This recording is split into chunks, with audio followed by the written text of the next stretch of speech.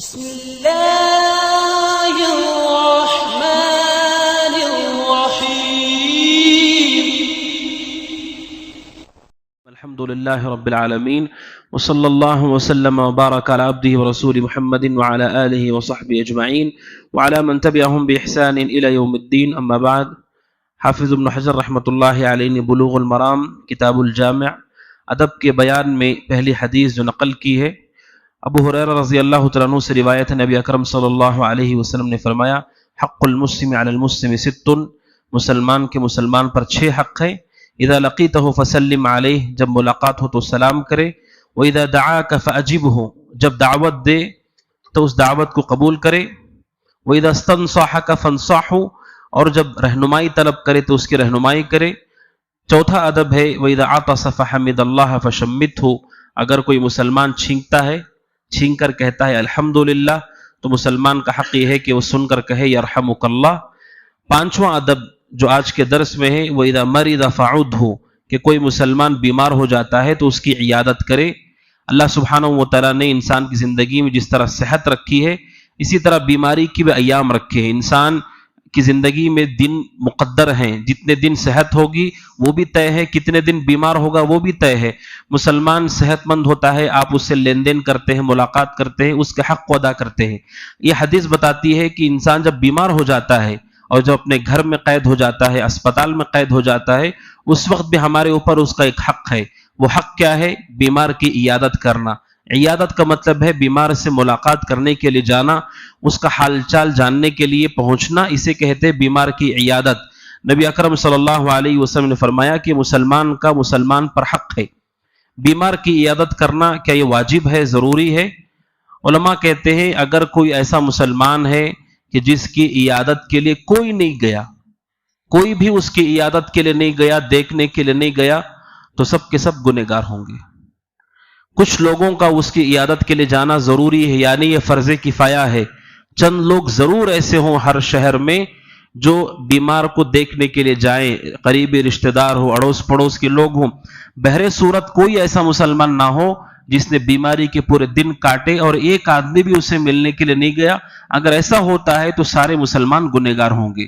یہ اہل علم نے ذکر کیا ہے بیمار کی عیادت کا حکم. اور بیمار کی عیادت کے حوالے سے ایک ادب ہے کہ بیمار کے پاس آدمی جائے تو کتنی دیر تک اس کے پاس اسے بیٹھنا چاہیے. اہل علم کہتے ہیں کہ اصل یہ ہے کہ بیمار کے پاس جائے تو آدمی کو بہت دیر تک نہیں بیٹھنا چاہیے. اصل یہ ہے کہ بہت مختصر ملاقات ہونا چاہیے بیمار سے، اس لیے کہ ہو سکتا ہے اس کے درد کا وقت ہو یا اسے اس حالت میں دیکھنا پسند نہ ہو. بسا اوقات بیمار شرم و حیا کی وجہ سے نہیں چاہتا کہ اس حالت میں اسے کوئی دیکھے، اس لیے بیمار کی عیادت کے لیے آدمی جائے تو مختصر وقت اس کے پاس ہو، الا یہ کہ بیمار خود کہے آپ سے کہ اور تھوڑی دیر آپ رہیں. اگر وہ خوشی اور رغبت کے ساتھ رکنے کے لیے کہتا ہے تو ٹھیک ہے، ورنہ ادب اور سنت یہ ہے کہ عیادت بالکل مختصر ہونا چاہیے. دوسرا ادب یہ ہے عیادت کا وقت کیا ہے، کب مسلمان کو بیمار کو دیکھنے کے لیے جانا چاہیے. حدیث میں کوئی وقت طے نہیں کیا گیا ہے کب جانا چاہیے. البتہ بعض سلف کے بارے میں ہے کہ وہ صبح کو جاتے، صبح کے وقت ابتدائی وقت میں، یا رات کی یعنی شام کی ابتدائی وقت میں جاتے تھے. کیوں؟ کیونکہ سنن ترمذی کی ایک حدیث ہے، صحیح حدیث، علی رضی اللہ عنہ کہتے ہیں نبی صلی اللہ علیہ وسلم نے فرمایا کوئی بھی مسلمان دوسرے مسلمان کی عیادت کے لیے جاتا ہے صبح کو، شام تک 70,000 فرشتے اس کے لیے رحمت کی دعا کرتے. شام کو جاتا ہے تو صبح تک فرشتے رحمت کی دعا کرتے، 70,000 فرشتے. تو اس فضیلت کو پانے کے لیے صبح جائیں گے تو شام تک 70,000 فرشتوں کی دعا ملے گی. اس حرص میں بعض سلف عیادت کے لیے صبح کے وقت جاتے یا شام کے شروع وقت میں جاتے. لیکن بہتر وقت کون سا ہے؟ علماء کہتے ہیں بہتر وقت یہ ہے کہ آدمی بیمار سے رابطہ کرے یا بیمار کے گھر والوں سے رابطہ کر کے پوچھے کیا میرا آنا اس وقت مناسب ہے، یا بیمار کے لیے کون سا وقت مناسب ہے وہ وقت معلوم کر کے جائے. یہ زیادہ بہتر اور مناسب ہے. اس لیے کہ بسا اوقات آدمی ایسے وقت میں چلا جائے جب وہ درد میں ہو، کراہ رہا ہو، تڑپ رہا ہو، یا اس کی دوائی کا وقت ہو، یا اس کے کھانے کا وقت ہو، یا اس کے سونے کا وقت ہو، ہماری عیادت اس کے لیے پریشانی کا سبب ہوگی. اس لیے علماء کہتے ہیں پوچھ لینا چاہیے کون سا وقت بہتر ہے عیادت کے لیے، پھر عیادت کے لیے جانا چاہیے. اور جا کر وہاں پہنچنے کے بعد سنت یہ ہے آدمی گفتگو کرتے ہوئے ایسی بات بیمار سے نہ کہے جس سے اسے تکلیف ہو، خاص طور پر بیماری کی تفصیلات پوچھنا اور اسے کوسنا اس کی غلطی پر کہ تم نے ایسا کیوں کیا، اس لیے کہ جو ہونا تھا وہ ہو چکا، اب آپ کے کہنے سے کچھ نہیں ہوگا، لہٰذا بیمار کو کوسنا اور بیماری کی تفصیل پوچھنا۔ اب ہر آدمی جا کے اسے تفصیل پوچھے گا تو اذیت ہوگی۔ نبی صلی اللہ علیہ وسلم کے طریقے عیادت کو دیکھا جائے احادیث میں تو معلوم ہوتا ہے آپ جاتے بیمار کے پاس بیٹھتے تو آپ اس کے لیے دعا کرتے تھے، اور دعا میں بہت اچھے کلمات آپ کہتے تھے۔ مشہور دعا ہے لا بأس طہور انشاءاللہ، یہ مشہور کلمہ ہے۔ کیا معنی ہے اس کا؟ لا بأس طہور، کچھ نہیں ہوگا انشاءاللہ اچھے ہو جاؤ گے۔ لا بأس طہور، کچھ نہیں ہوگا انشاءاللہ اچھے ہو جاؤ گے۔ کتنا اچھا جملہ ہے۔ اس سے علماء کہتے ہیں بیمار کے سامنے اس کی بیماری کی تفصیل پوچھنا اور جو ہو چکا ہے اس پر کوسنا کہ تم نے اگر ایسا کر لیا ہوتا تو آج ایسا نہ ہوتا، یہ درست نہیں ہے، یہ بھی عیادت کی ادب کے خلاف ہے۔ اسی کے ساتھ ایک ادب یہ بھی ہے، بیمار کے عیادت کے لیے آدمی جاتا ہے تو وہاں پر پہنچ کر اس بیماری سے جو لوگ فوت ہو گئے اس کا تذکرہ نہیں کرنا چاہیے۔ عمر بن عبدالعزیز رحمۃ اللہ علیہ کے بارے میں ہے کہ وہ بیمار ہو گئے، کوئی آدمی ان سے ملنے کے لیے آیا اور وہ کہہ رہا ہے کہ فلاں آدمی کا انتقال ہو گیا، فلاں آدمی کا انتقال ہو گیا، تو انہوں نے اس سے کہا یہاں سے اٹھ کر جاؤ اور دوبارہ مت آنا۔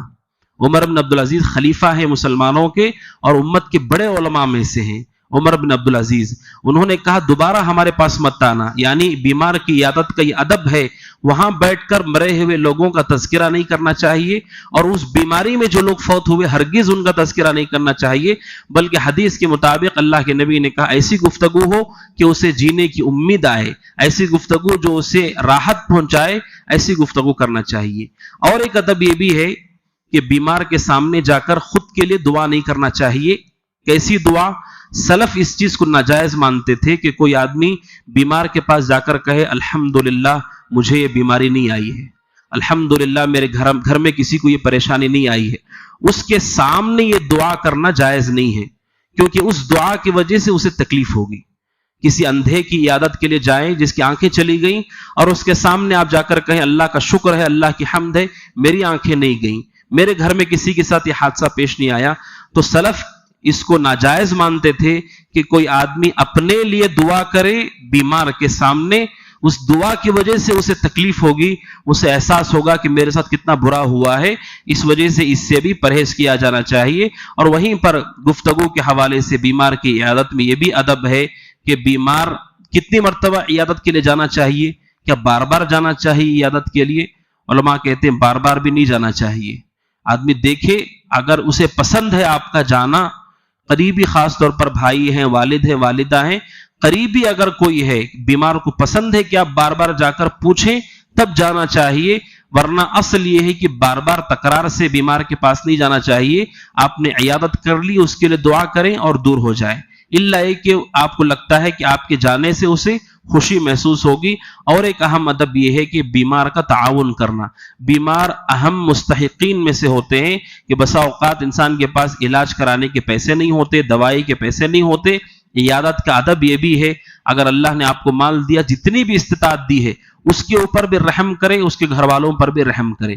بسا اوقات بیمار آدمی وہی ہوتا ہے کمانے والا اور وہی خود بستر پر ہے، ہم جاتے ہیں ہمارے لیے کھانے پینے کا وہ انتظام کر رہے ہیں، تو یہ حیا ہے، ادب ہے کہ آپ آتے ہوئے خالی نہ آئیں، گھر والوں کا تعاون کریں یا بیمار کا تعاون کریں اگر وہ اس کا مستحق ہے، خاص طور پر جو غریب ہے، اس لیے کہ اس سے ان گھر والوں کو بھی فائدہ ہوگا اور مریض کے لیے بھی آسانی ہوگی دوائی کے لیے اور علاج کے لیے۔ اور آخری ادب یہ ہے اگر بیمار ایسی حالت میں ہے کہ وہ کسی کو نہیں پہچانتا ہے، اسے معلوم ہی نہیں ہوگا آپ آئے تھے کہ نہیں آئے تھے، تو ایسے وقت میں بھی جانا چاہیے یا پھر وہ جب ہوش میں ہو تبھی جانا چاہیے۔ نبی صلی اللہ علیہ وسلم کی سنت یہ ہے آدمی کو اگر ہوش بھی نہ ہو تب بھی مریض کی عیادت سنت ہے، اگرچہ کہ اسے ہوش نہ ہو۔ جابر رضی اللہ عنہ جب بے ہوش ہو گئے، اللہ کے نبی انہیں دیکھنے کے لیے گئے، جبکہ بے ہوش آدمی کو معلوم ہی نہیں کون آیا کون گیا۔